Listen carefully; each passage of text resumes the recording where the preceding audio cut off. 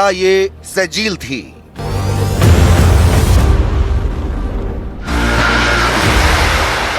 क्या ये ईमाद थी? क्या ये थी हज कासिम?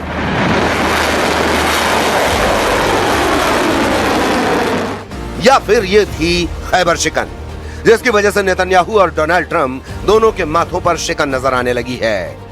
इजराइल के डिमोना पर अटैक, हाइफा में जलती हुई रिफाइनरी और मारा गया अमेरिका का सबसे कामयाब फाइटर जेट। इन 3 तस्वीरों ने डोनाल्ड ट्रंप के दिलो दिमाग को झकझोर कर रख दिया है। इन 3 तस्वीरों ने बता दिया है कि डोनाल्ड ट्रंप ईरान के खिलाफ कुछ ऐसा करने जा रहे हैं जिसके बाद या तो ये जंग खत्म हो जाएगी या फिर शुरू हो जाएगा विश्व युद्ध।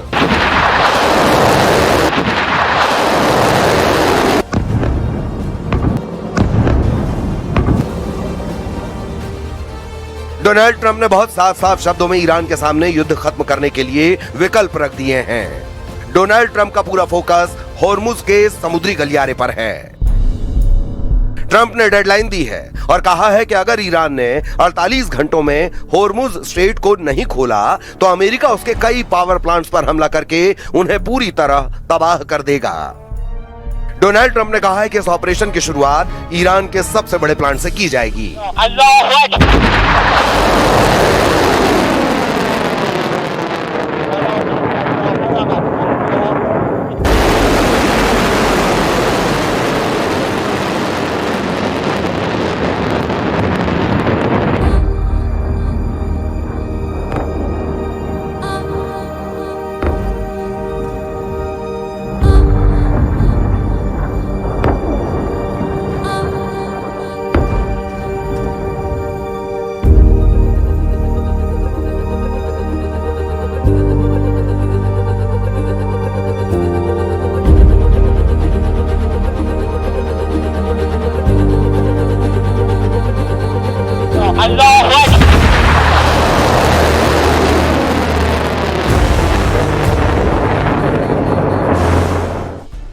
ईरान के मिसाइलों ने और होर्मुज में ईरान के पहरे ने डोनाल्ड ट्रंप और नेतन्याहू को सोचने पर मजबूर कर दिया है।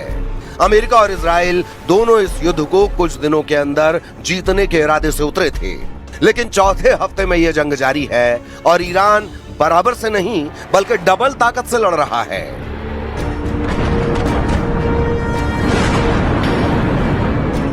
यही वजह है कि ट्रंप ने अब ईरान को बता दिया है कि अमेरिका ऐसी तबाही मचाएगा कि ईरान का हर मिसाइल मैन घुटनों पर आ जाएगा।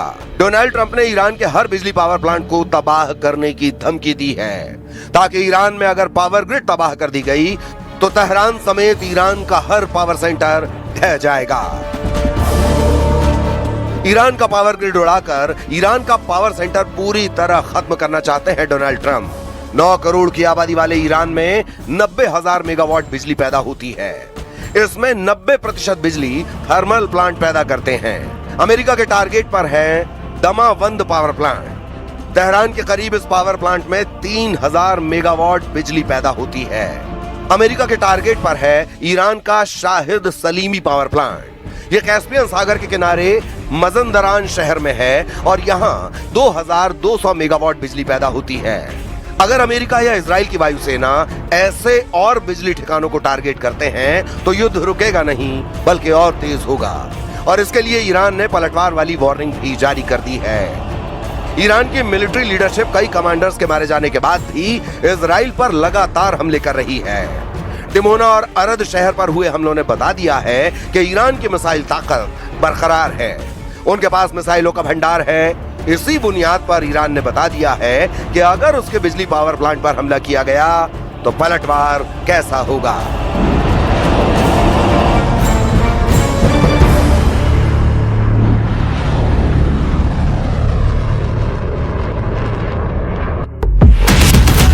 ईरान ने कहा है कि पूरे पश्चिम एशिया में अमेरिका और उससे जुड़े देशों के ऊर्जा केंद्रों और डिसैलिएशन प्लांट यानी खारे पानी को पीने लायक बनाने वाले वाटर ट्रीटमेंट प्लांट पर वो हमला करेगा। यानी अमेरिका अगर ईरान के बिजली ठिकानों पर वार करेगा तो ईरान का पलटवार इजराइल और खाड़ी देशों के बिजली ठिकानों और पानी साफ करने वाले वाटर ट्रीटमेंट प्लांट पर होगा।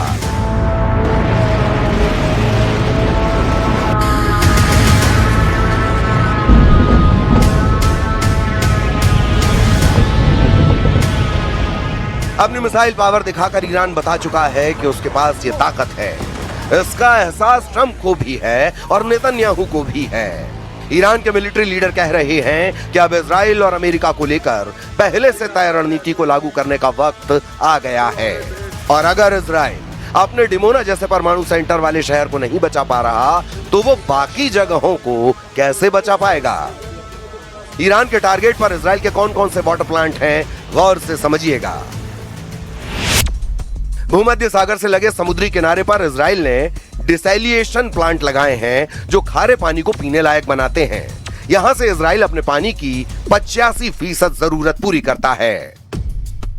अगर ईरान ने इजराइल के इन ठिकानों को मिसाइलों से टारगेट किया तो क्या होगा, इसका अंदाजा लगाया जा सकता है। पूरा इजराइल पानी के लिए तरस जाएगा। ईरान की मिसाइलों के सटीक हमलों ने पूरे इजराइल को अलर्ट कर दिया है। ईरान की पलटवार वाली इस धमकी को हल्के में लेना नेतन्याहू और ट्रंप दोनों के लिए बहुत बड़ा जुआ साबित हो सकता है।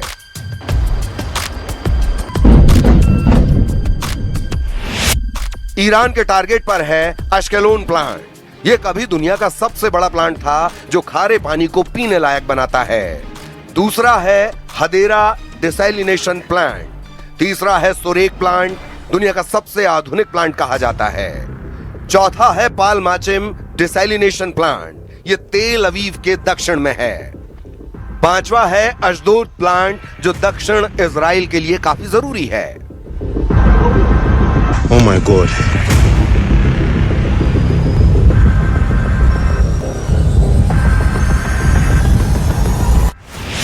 ये पांचों वाटर ट्रीटमेंट प्लांट इजराइल की लाइफलाइन हैं।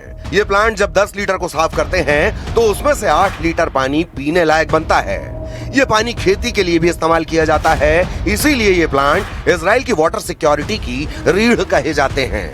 बिना इनके इजराइल के सामने प्यास का संकट खड़ा हो जाएगा, उसे पानी आयात करना पड़ेगा। इसीलिए ईरान के पलटवार रोकना अमेरिका और इजराइल को बहुत जरूरी होगा, लेकिन क्या वो इसमें कामयाब हो पाएंगे? क्योंकि यह बात तो तय है कि ईरान न होर्मुज को खोलने जा रहा है, और अगर ऐसा नहीं होगा तो डोनाल्ड ट्रंप ईरान के बिजली ठिकानों को बंकर बस्टर से जरूर उड़ा देंगे। अगर वो ऐसा करते हैं तो ये मान लीजिए कि ईरान पलटवार जरूर करेगा। उसे रोक पाना आसान नहीं होगा। इसका ट्रेलर ईरान ने डिमोना और अर्द शहर में दिखा दिया है। वहीं अमेरिका और इजराइल की जो वायुसेना अब तक ईरान के आसमान पर राज कर रही थी, उसमें ईरान ने पहले F-35 और अब F-15 फाइटर जेट को मारकर बता दिया है कि उसका एयर डिफेंस खत्म नहीं हुआ, ना ही कमजोर पड़ा है। ईरान अब अमेरिका के फाइटर जेट्स को आराम से निशाना बना रहा है। ईरान ने अमेरिका के स्टेल्थ फाइटर जेट F-35 को भी मारने का दावा किया है। यानी ईरान के आसमान में अब अमेरिका की वायुसेना सुरक्षित नहीं रही। ईरान के खिलाफ अमेरिका और इजराइल का युद्ध अगले 24 घंटे में किसी तरफ भी पलट सकता है, क्योंकि ट्रंप की धमकी और साथ में ईरान के पलटवार वाले गेम के बीच एक नए खतरे का अलर्ट भी है। अमेरिकी मीडिया में खबर है कि इजराइल ने अमेरिका को बताया है कि अब ईरान की मिसाइलों को रोकना मुश्किल है, क्योंकि उसकी बैलिस्टिक मिसाइल इंटरसेप्टर खत्म होने जा रही हैं। मीडिया में यह खबर अमेरिकी अधिकारियों के हवाले से छापी गई है।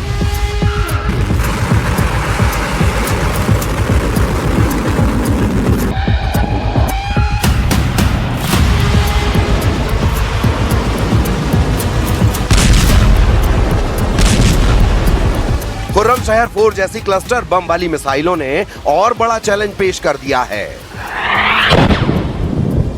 जिस तरह से ईरान की मिसाइल इजराइल पर गिर रही हैं, उससे साफ है कि इजराइल के सामने इंटरसेप्टर संकट बड़ा है।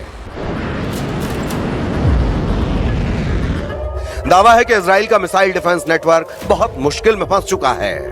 सवाल है कि जब तेल अवीव और हाइफा के अलावा इजराइल के बड़े बड़े शहरों पर ईरान की मिसाइलें गिर रही हैं, तो अब आगे क्या होगा? ट्रंप कैसे इजराइल को बचाएंगे?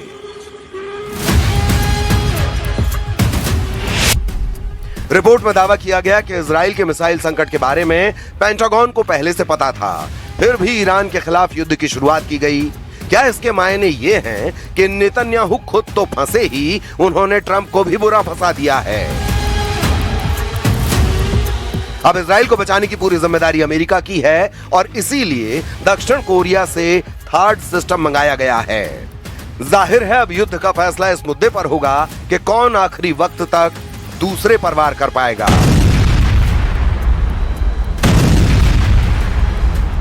इसीलिए इजराइल का इंटरसेप्टर संकट नेतन्याहू और ट्रंप के गले में हार का फंदा डाल सकता है।